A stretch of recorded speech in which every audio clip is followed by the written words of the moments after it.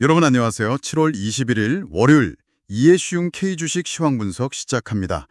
오늘 우리 증시 정말 강했습니다. 그죠? 네, 맞습니다. 코스피가 드디어 3,200선을 넘어섰고요. 네, 4고래일 만이죠. 그리고 코스닥은 거의 1년 만에 최고치를 또 갈아채웠어요. 맞아요. 코스닥도 3거래일 연속 상승하면서 분위기가 아주 좋았습니다. 이런 강한 흐름 뒤에는 어떤 이야기들이 숨어 있을까요? 역시 외국인, 기관 매수세인가요? 네, 오늘 시장의 가장 큰 특징 바로 그겁니다. 외국인하고 기관의 꾸준한 매수세. 특히 외국인은 벌써 8거래일 연속이에요. 8고래일요. 와. 네, 기관도 3거래일 연속 코스피에서 계속 사고 있고요. 이런 자금들이 아무래도 2차 전지, 리튬 같은 성장 기대주들. 그렇죠. 요즘 제일 뜨거운. 네, 거기에다가 조선, 철강 같은 전통적인 수출주까지 같이 밀어 올리면서 지수 상승을 이끌었습니다. 이게 지난주부터 이어진 흐름이 오늘도 계속된 거죠. 아, 그렇군요. 네, 여기에 또 중국의 일부 산업 감산 소식이라던가 이제 곧 실적 시즌이니까 그 기대감까지 좀 더해진 그런 모습입니다. 외국인 기관의 동반 매수세가 확실히 시장 분위기를 주도하고 있네요. 진짜 특히 2차 전지랑 리튬 관련주들은 지칠 줄 모르는 것 같아요. 계속 가네요. 그렇습니다. 중국 정부가 생산량을 줄일 거라는 소식, 그리고 리튬 가격 반등, 이게 계속해서 호재로 작용하고 있어요. 오늘 나온 7월 수출 데이터 1일부터 20일까지 집계된 건데요. 이걸 보면 좀 재미있는 점이 있어요. 아, 데이터 나왔군요. 어떻던가요? 전체 수출은 2.2% 소폭 줄긴 했는데 반도체가 16.5% 늘었고요. 특히 선박 수출이 엄청납니다. 172.2% 급증했어요. 와, 170%요? 대단하네요. 네. 그런데 다만 이제 중국이나 미국 쪽 수출은 아직 좀 부진해서요. 품목별로 또 국가별로 온도 차이가 좀 뚜렷하게 나타나고 있습니다. 그래도 무역 수지는 5억 달러 흑자를 기록했고요. 그렇군요. 그럼 숫자로 오늘 시장 마감 상황 간단히 정리 좀 해주시죠. 네, 코스피는 22.74포인트, 그러니까 0.71% 올라서 3,210.81에 마감했습니다. 드디어 3,210. 네, 외국인이 오늘 정말 많이 샀어요. 약 8,960억 원 순매수했고요. 기관도 한 993억 원 정도 순매수했습니다. 반대로 개인은 1조 원 넘게 순매도했고요. 아, 개인이 많이 팔았네요. 코스닥은요? 코스닥은 1.02포인트, 0.12% 상승해서 821.69였습니다. 코스닥에서는 개인하고 기관이 좀 사고 외국인이 파는 그런 모습이었어요. 그렇군요. 환율은 좀 내렸죠? 네, 맞아요. 달러 대비 원화 가치가 좀 올라서 3.4원 내린 1,388.2원에 마감했고요. 채권 금리도 대체로 좀 하락세를 보였고요. 알겠습니다. 그럼 이제 어떤 테마들이 오늘 시장을 좀 뜨겁게 달궜는지 자세히 한번 살펴보겠습니다. 역시 2차 전지, 리튬 쪽 이야기가 빠질 수 없겠죠? 네, 맞습니다. 중국발 이슈하고 리튬 가격 상승세 이 두 가지 모멘텀이 계속 작용하면서 오늘도 관련주들이 강했어요. 리튬 포어스, 하이드로 리튬 같은 종목들은 급등했고요. 네, 이쪽은 정말 강하네요. LG 에너지 솔루션이나 삼성 SDI 같은 대형주들도 좋은 흐름을 이어갔죠. 조선주 역시 아까 말씀드린 선박 수출 급증, 또 수주 기대감 이런 것 때문에 하나오션, HD현대중공업 등이 상승했고요. 조선주도 좋았군요. 아, 엔터 쪽도 움직였군요. 반면에 지난주 금요일하고는 좀 다르게 힘이 빠진 테마도 있었죠? 네, 바로 가상화폐 관련주들입니다.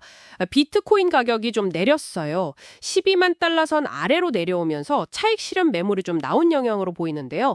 그래서 우리기술 투자, 카카오페이 등이 좀 하락했습니다. 아, 비트코인 영향이 있었군요. 네, 핀테크나 STO 이런 관련 테마들도 동반 약세를 보였고요.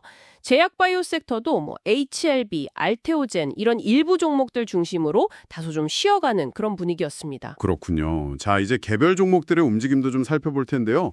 여기서 잠깐 안내 말씀 하나 드리고 가겠습니다. 네. 오늘 저희가 분석해드리는 내용은 2025년 7월 21일 장 마감 데이터를 기준으로 하고 있습니다. 정보 오류나 또 검증되지 않은 내용이 일부 포함될 수도 있다는 점 미리 말씀드리고요. 또 어떠한 경우에도 투자를 권유하는 것이 아닙니다. 모든 투자의 최종 책임은 투자자 본인에게 있다는 점 꼭 유의해 주시기 바랍니다. 네, 맞습니다. 신중한 판단이 필요하죠. 자, 그럼 다시 돌아와서 오늘 상한가를 기록하거나 눈에 띄게 오른 종목들이 꽤 많았어요. 네, 우선 국일재지가 상장 유지 결정 후에 거래가 재개됐는데 첫날 바로 상한가를 기록하면서 시장의 관심을 확 받았습니다. 아, 국일재지. 네, 그리고 앞서 말씀드린 리튬 관련주들 중에서는 리튬 포스, 하이드로 리튬, 유일에너테크, 중앙첨단 소재 이런 종목들이 다수 상한가에 도달했고요. 역시 리튬이 강했네요. 그렇죠. 폴더블폰 테마에서는 세경하이테크가 좀 눈에 띄었는데요. 삼성 디스플레이에 필름을 독점 공급한다는 점이 부각되고 또 신제품 기대감까지 더해지면서 급등했습니다. 아, 폴더블폰 기대감도 있었군요. 네. 또 태용이라는 종목은 조선, 풍력, 원전 테마를 동시에 받으면서 강했고요. YG 플러스는 블랙핑크 신곡 뛰어가 글로벌 차트 1위를 했다는 소식에 강세를 보였습니다. 네, 블랙핑크 효과군요. CS 윈드는 800억 원 넘는 규모의 공급 계약 체결 공시가 나오면서 올랐고 첨보는 자회사 시비 인수 소식, 산돌은 무상증자 결정 소식이 있었습니다. 개별 호재가 있는 종목들도 많았네요. 그 외에 또 어떤 종목들이 있었을까요? 그 외에도 하나비전이나 현대로템 같은 경우는 2분기 실적이 예상보다 좋을 거라는 기대감, 이게 주가를 좀 끌어올렸고요. OCI 홀딩스나 OCI 같은 OCI 그룹주들은 미국 자회사 매각 소식이 긍정적으로 작용한 것 같습니다. 반대로 좀 크게 하락한 종목도 있었죠? 네, 태광산업이 좀 낙폭이 컸는데요. 트러스톤 자산운용이라는 주요 주주가 지분을 매각했다는 소식에 급락했습니다. 그 외에 평화홀딩스 같은 종목들도 하락률 상위에 이름을 올렸고요. 알겠습니다. 그럼 이제 앞으로 시장을 좀 어떻게 봐야 할지 전략을 고민해 볼 시간인데요. 당장 이번 주부터 2분기 실적 발표가 본격적으로 시작되잖아요. 네, 맞습니다. 이제 진짜 실적 시즌이죠. 기업들의 실제 성적표가 시장의 기대를 얼마나 충족시켜줄지 이게 당분간 시장의 방향을 결정하는 중요한 변수가 될 것 같습니다. 그렇죠. 실적이 중요하죠. 그리고 또 하나 외국인하고 기관의 매수세가 계속 이어질지도 지켜봐야 하고요.